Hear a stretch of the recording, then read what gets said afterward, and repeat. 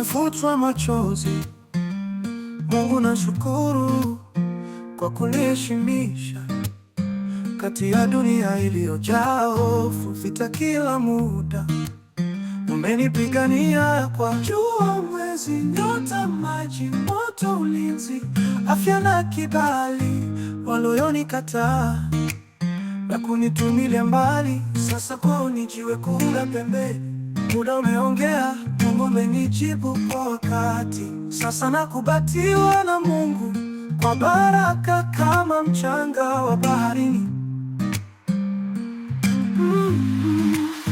Nimewachia shati, nasonga mbele leo, maana Mungu ana makusudi nami, hilo tendo litatimia.